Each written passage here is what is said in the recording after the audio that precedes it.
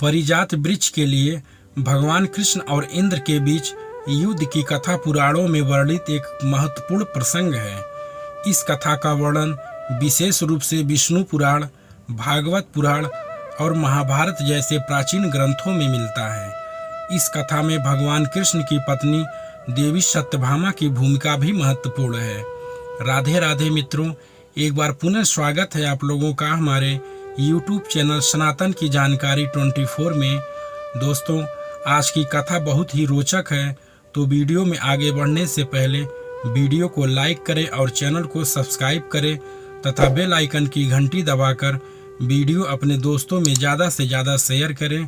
तो साथियों, आइए हमेशा की तरह शुरू से शुरू करते हैं।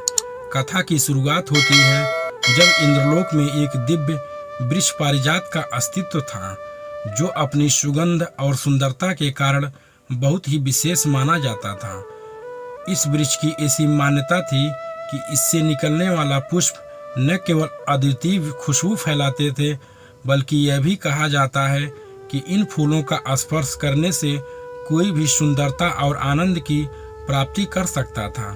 पारिजात वृक्ष समुद्र मंथन के समय उत्पन्न हुआ था और इसके महत्व को देखकर देवताओं ने इसे इंद्रलोक में स्थापित कर दिया था तथा इंद्र ने कुछ प्रमुख देवताओं के अलावा किसी को भी उस वृक्ष के फूल तो दूर उसको नजदीक से देखने की भी इजाजत नहीं दी थी। एक बार नारद मुनि पारिजात वृक्ष के पास चले गए थे।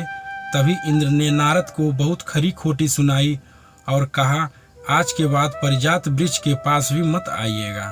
तब नारद जी को बहुत लज्जा और क्रोध आया, पर वह श्रीमन नारायण का जाप करते हुए वहां से चले गए।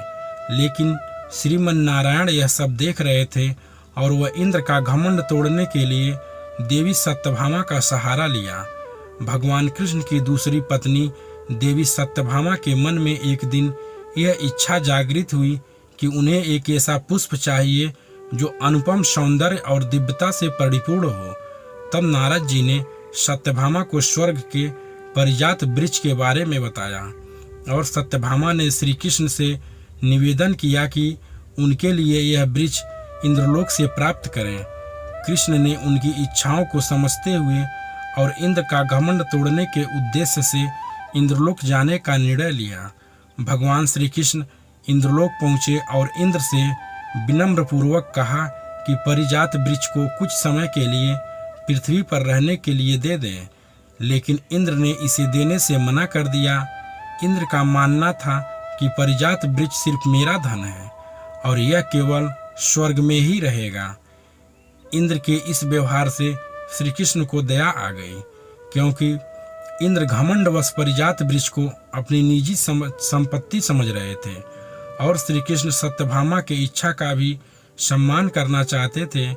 इंद्र ने पारिजात वृक्ष देने से इनकार करते हुए कहा कि यह देवताओं की संपत्ति है और मनुष्यों के लिए नहीं है, क्योंकि घमंडवश इंद्र भगवान श्री कृष्ण को एक साधारण मनुष्य समझ बैठे थे।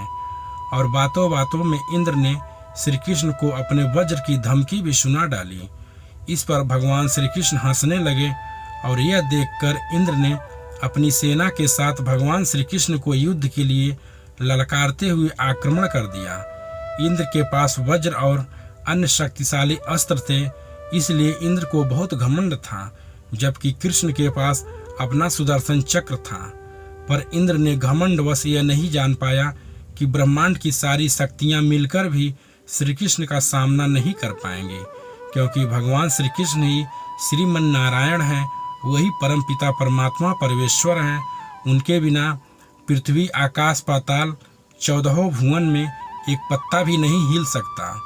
उन्हीं के आदेश से ही ब्रह्मांड की सारी ऊर्जा और अस्त्र शस्त्र चलायमान हैं और दोनों के बीच घमासान युद्ध हुआ। इंद्र ने देवताओं की सहायता मांगी, लेकिन भगवान कृष्ण के सामने उनकी कोई शक्ति काम नहीं आई। अंततः इंद्र ने अपने सबसे घातक अस्त्र वज्र भगवान कृष्ण पर चला दिया, परंतु वज्र को भगवान कृष्ण का सुदर्शन चक्र सोख लिया और सुदर्शन चक्र चल पड़ा इंद्र की ओर। तब भगवान ब्रह्मदेव और महादेव प्रकट हो गए और भगवान श्री कृष्ण की स्तुति करते हुए बोले, हे प्रभु, इंद्र को मारने का समय अभी नहीं आया है, परंतु अगर आप इंद्र को समाप्त करना चाहते हैं तो कर सकते हैं। इस पर भगवान श्री कृष्ण मुस्कुराते हुए सुदर्शन चक्र को अपने पास बुला लिए और इंद्र को युद्ध में हार का सामना करना पड़ा। इंद्र ने भगवान श्री कृष्ण से क्षमा मांगी और परिजात वृक्ष देते हुए कहा, प्रभु, ये सब आपकी ही है, मैं तो घमंडवश इसे अपनी निजी संपत्ति समझ बैठा था। और तब भगवान श्री कृष्ण परिजात वृक्ष को धरती पर लाकर द्वारका में देवी सत्यभामा के आंगन में स्थापित किया। दोस्तों, वैसे तो भगवान श्री कृष्ण की लीला तो अनेक है, पर आज की कथा हम यहीं समाप्त करते हैं। राधे राधे मित्रों, मिलते हैं किसी नेक्स्ट वीडियो में। तब तक के लिए जय श्री राम।